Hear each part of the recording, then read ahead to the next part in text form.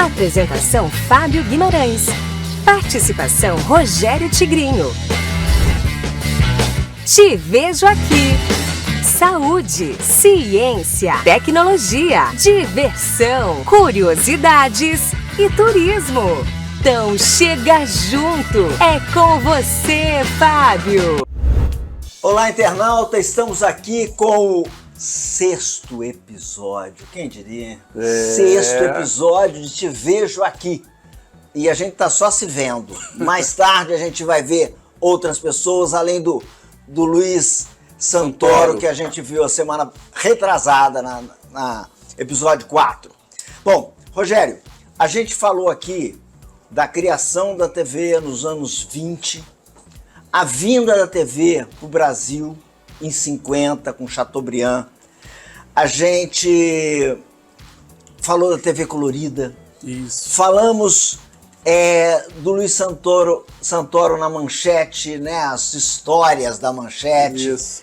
E TV Excelsior, Continental, TV Tupi. Record, Tupi, o SBT, a TV Globo, a Band, tantas isso. emissoras, aí algumas já se foram, e você tem mais tempo, teve, né, boa parte da sua vida na TV Globo, depois a gente vai falar um pouco mais de Jaguariúna, TV Cultura, mas eu queria que você contasse um pouco da história da TV Globo, que começou em 65, né? Eu acho que tem um pouquinho antes que você vai contar pra gente, mas misturar um pouco com a tua história. Conta pra gente. Bacana, primeiro eu fico muito feliz você me chamar de vovô. Tô brincando. Porque, na realidade, eu entrei pra Globo em 1985, né? Muito feliz, porque foi a minha escola, entendeu, Fábio? Ali eu entrei como trainee, né? Oficineiro de hoje, a gente chama de oficina de câmera e tal, então foi muito gratificante.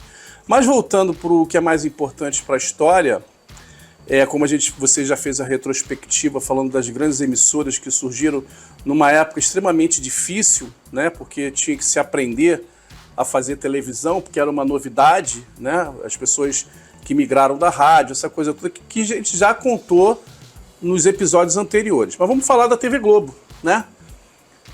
A TV Globo, eu também tive que estudar. Eu digo que o profissional que está entrando na televisão hoje, ele tem que estudar, aquele profissional que entra hoje com toda a tecnologia que existe, ele tem que estudar o passado, como é que foi para chegar nesse processo da televisão, o que as pessoas passaram, não tinham profissionais naquela época, tinha que ser formado, então tem tanta coisa aí. Mas vamos lá. A Globo, ela surgiu em 1964, começaram a construir a TV Globo, né? E em 1965 estava já programado a estreia da Globo. Mas antes disso é importante dizer o seguinte, o doutor Irineu Marinho, pai do doutor Roberto, né? Que era já do jornal O Globo, né? Nos primórdios foi o jornal O Globo. E aí o Dr. Roberto falou assim, olha, eu quero ter uma concessão de uma televisão. O que aconteceu? Os irmãos do Dr. Roberto não apoiaram. Falaram que aos 60 anos era muito perigoso ele entrar nessa loucura de implantar uma emissora de TV. E aí eles não embarcaram na onda do Dr. Roberto Marinho. E aí foi complicado, porque ele puxou a responsabilidade para ele e ele assumiu e bancou tudo sozinho. O que aconteceu com isso? Ele teve um período, né, antes eu queria até só falar uma coisinha para vocês poderem entender, porque eu falei de 65, né?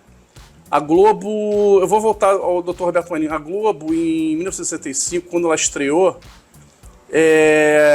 quando fizeram uma seleção, eram 1.200 candidatos para 200 profissionais. E desses 200, eles tiveram que suar para formar os profissionais. Voltando, como ele bancou sozinho, ele teve uma dificuldade grande de segurar a TV Globo. O que ele teve que fazer? Você sabe que eu vou falar uma coisa agora, que na época existia uma dúvida em relação a isso, ao Roberto Marinho ter se associado à Time Life. Bom, e aí com a Time Life, né, que é o Joe Wallace, né, ele fizeram uma sociedade juntos, e a coisa era complicada, porque foi muitos milhões de dólares envolvidos para Time Life estar nesse processo. A Time Life cuidava do processo de engenharia, de operações técnicas e tal, e o Dr. Roberto, só que ela exigiu que o Dr. Roberto assumisse sozinho mesmo a TV. Teve um momento dessa transação que o Dr. Roberto Marinho hipotecou a sua casa no Cosme Velho para poder pagar as dívidas com a Time Life. Então foi um processo extremamente complicado, só que a Time Life apostou, e estava apostando, porque como ele começou a ter relações com os Estados Unidos, e apostou que ele não ia aguentar e ia parar com o processo, só que ele bancou esse processo e acabou que ele comprou uma parte da Time Life, né? E Joe Wallace resolveu bancar junto com ele e seguraram essa grana que foi financiada durante alguns anos para pagar a Time Life. Agora, as pessoas veem a TV Globo, quando ela começou, né, era Rio de Janeiro, Niterói, era essa área de transmissão dela, né? Exatamente. Uma coisa mínima, até se tornar a potência que é hoje. Exatamente. E o que aconteceu foi o seguinte, aproveitando que você falou isso foi uma boa, me lembrei aqui quando você falou isso, na época o presidente Juscelino Kubitschek estava liberando 10 concessões para quem quisesse, né? Só que o Dr. Roberto Marinho aproveitou e pegou 20. Então tinha TV Globo Minas, TV Globo São Paulo, TV Globo Niterói, TV Globo Brasília, foi pegando tudo, ele pegou todas as concessões que acabou se tornando uma rede fora as afiliadas.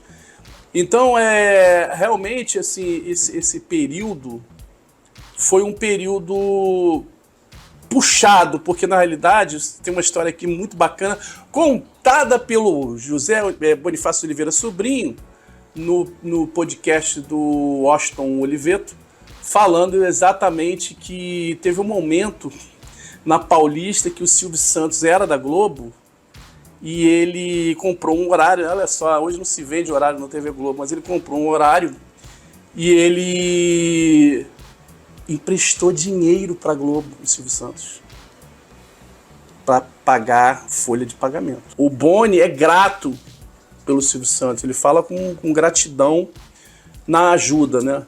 Só que depois houve conflitos e tal, porque os interesses mudaram e tal. Mas lembrando, eu queria lembrar também, Fábio, a história um pouquinho desse precursor, do Boni e o Walter Clark. Por quê? Eram duas pessoas de publicitários, e inclusive o Boni conta uma coisa muito engraçada, porque na agência que ele trabalhava existia duas grandes e importantes empresas, que era a Firestone e a Unilevel, né? Então que eram da conta da agência. E teve um momento, eu não sei, não vou precisar falar qual é a agência, mas teve um momento que essa agência estava com dificuldade, e os patrocinadores também, e resolveram pagar com pneu.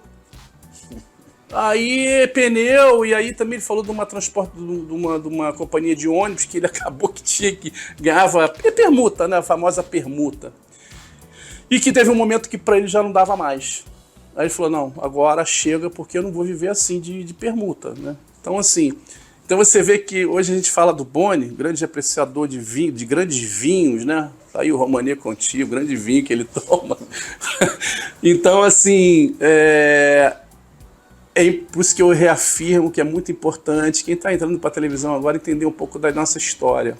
A história não foi tão fácil. Até o Boni, né, permutando pneu da Firestone para pôr em agência de publicidade para poder sobreviver. Então é isso. A história da Globo é mais ou menos por aí. A gente vê hoje, né, os smartphones pelo Brasil, pelo mundo, né? É uma praga. E a gente pode voltar um pouquinho e entender a importância que essa TV teve nesse Brasil e ainda tem, né?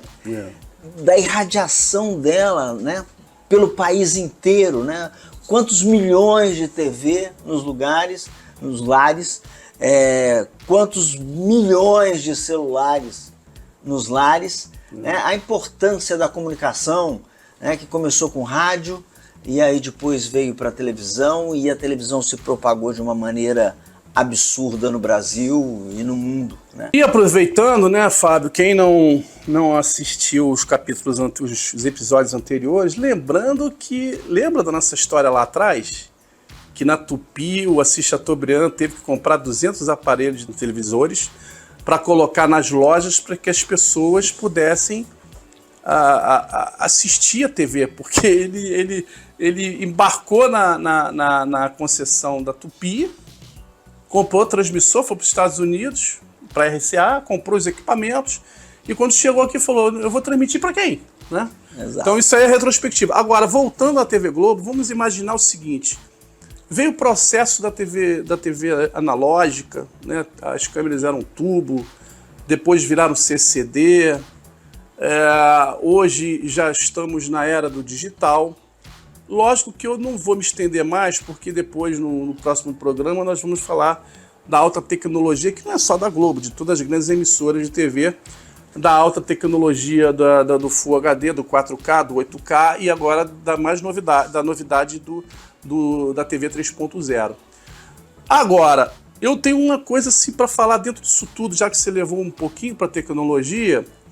Lembrando que eu acho que neste momento das televisões, e eu sei porque eu participo da SET, Sociedade de Engenharia de Televisão de São Paulo,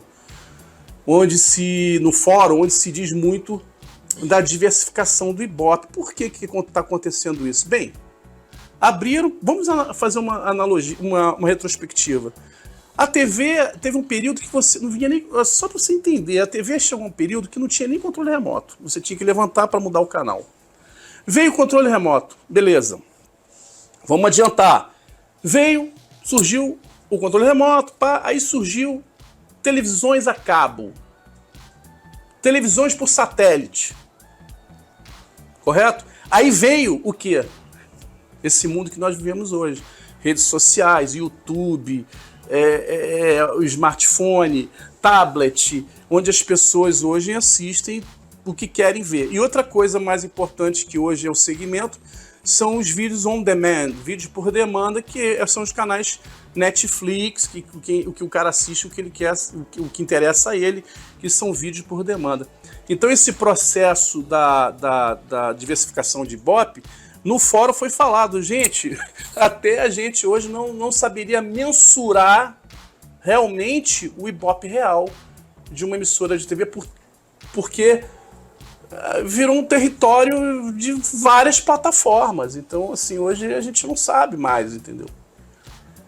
Bom, gente, a gente viu mais um pouco da história da TV e falamos aqui em outros episódios a questão de rádio, etc. Eu vou pedir que no próximo episódio sente aqui um cara que veio do rádio para a televisão. Ele começou no rádio aos 15 anos de idade e veio para a TV Globo em 1980. Daqui a pouco a gente mostra quem é. Surpresa.